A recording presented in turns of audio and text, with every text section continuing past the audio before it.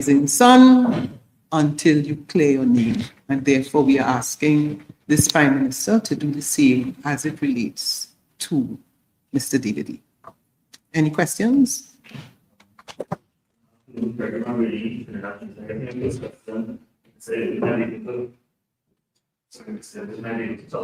Mentioned just on the price of oil. Given your experience, Mr. Imbert, as your tenure as finance minister, what would have been your, I want to say, expectations or your plan heading into this year's budget, given the information that you have? Well, there are two problems. There is the price of oil, which really has been dropping. We haven't seen that kind of price now since around 2016. The price of oil started to drop in 2014, continued through 2015, and then dropped to $25 in 2016. It stayed in the 40s and the 50s for quite a while, then recovered into the 60s and remained at the 60s until COVID, when it went back down to zero and then came back up. But a $58 oil price is a very difficult oil price. That's problem number one in terms of revenue. But the other problem is oil production. And I notice we're not getting information from the government on oil production and gas production. So the government gets its revenue from the petroleum sector in two ways: the price and the volume. Volumes are down, prices down. So that the budget estimates, unless they are going to be inflated, the government is going to have a real problem in terms of achieving the kind of revenues it needs to run this country. The UNC had inflated the expenditure from 46 billion in 2010 up to 63 billion in 2014-2015. It's impossible for them to generate that kind of revenue, but they raised expectations in the country that the country needs about $60 billion a year to run. Very, very difficult. And that does not take into account all the promises they made. So I have no idea what they're going to do, but I certainly would not have supported the kind of promises they have made. It's going to lead to billions and billions of dollars for expenditure. I do hope that they are going to be genuine and honest in terms of revenue. Because we will look at the revenue and we have a fair idea of what it should be. I hope they're not going to inflate it. Generally, I mean, for the average layman, the things they would look at in a budget is how much we spending, how much we making, the deficit. They've already said it's going to be a deficit budget, and which ministry is going to get which ministries have gotten the most, and it's usually consistent: health, education, security. But regarding the budget deficit, what do you think is an acceptable figure based on what you would have seen before you left as finance minister? What do you understand? Benchmark is 3% of GDP. Our GDP is about 180 billion, or it was. So you're looking at about $5 billion maximum. If they go beyond that, they're looking for trouble. And what sort of trouble? How do you explain that to the average man? What sort of trouble? It means they have to borrow. So the deficit is the difference between revenue and expenditure. So let's say you have a $10 billion deficit. It means you're spending 50 billion, collecting 40 billion. You have to go and borrow. The more you borrow, you end up with two problems. One, it leads to a downgrade by the credit rating agencies because they form the opinion that the debt is unsustainable. And two, you have to spend more money on debt servicing because it's not free, you have to pay it back. So that your debt servicing component of your budget, which is a charge on your budget, there are some things you have to pay immediately. It's a mandatory charge on your expenditure that you pay your debt servicing. So the more you borrow, the more your debt servicing is. And the higher your deficit is, the more you have to pay. The more difficult it is because there's less money available for other things, like the development program, goods and services, paying bills over to contractors and suppliers and that sort of thing. And one of the things they did, we had raised significant sums of money to deal with arrears owed to contractors and suppliers and all the state enterprises. They took all of that money and transferred it into the government's current account to pay salaries.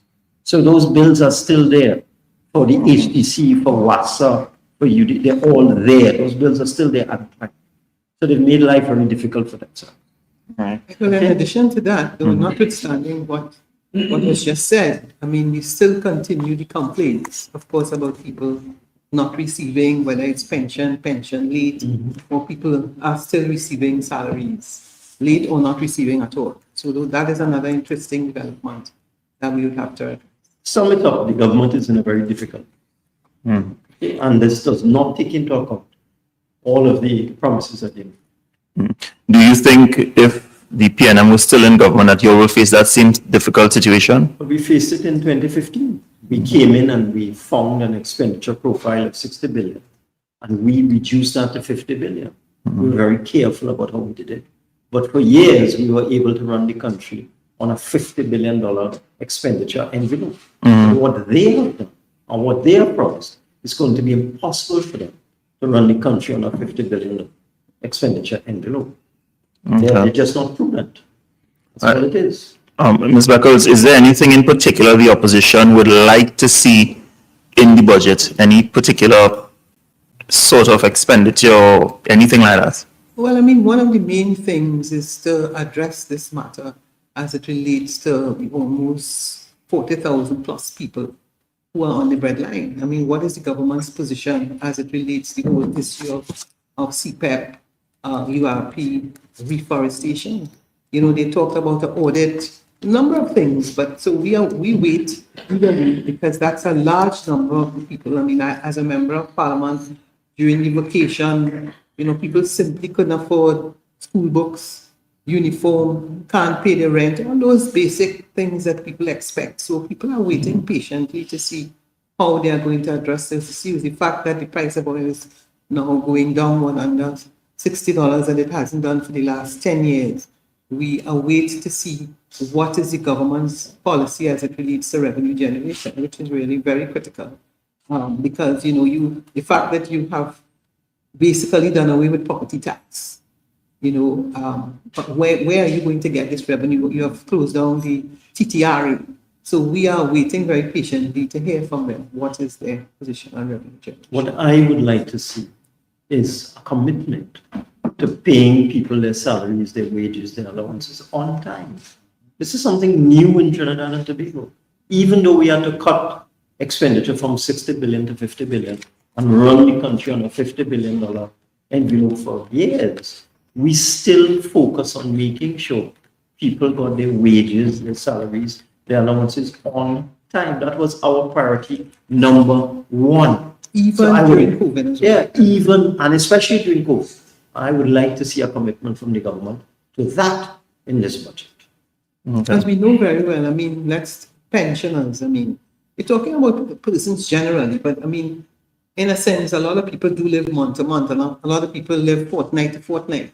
So that if you give a person a check, as we realized over the last couple of days, and they went to the bank, I mean, I'm sure you all would have heard it, people went to the bank with their pension check and the bank said there is no money. I mean, we haven't heard that in Trinidad and Tobago. I don't recall us getting into that situation. So that is one of the things that we are saying to the government. I mean, that should never happen. Right. And going back to the David Lee issue, my final question. There's been I don't know if it's cultural in Trinidad, and of course we would know the conversations that happen behind the scenes, but it always appears as if when somebody does something or is accused of something wrongdoing, that they have to be forced either by the political leader or by the whoever it may be to resign rather than willingly step down, as we would see take place, for example, in Europe, in England, for example, you see people stepping down. Do you think, one, that is a cultural issue, and two, do you expect that Mr. Lee will resign, or do you think he'll have to be, the political leader will have to make that decision? Well, he was asked a question today by the press, and he made it clear that his colleagues and the Prime Minister is standing by him, and that the issue doesn't arise. But I mean, we have seen where traditionally the public feels strongly about it. You would find that that is a matter that they would put certainly a lot more pressure on him, and the possibility exists, but I can't see it because he seems to be very clear that he has the support, and therefore that's not a position that he intends to adopt. There's a comment I'd like to make on that. I noticed that somebody sent me video from previous time, Mr. Lee found himself in difficulty.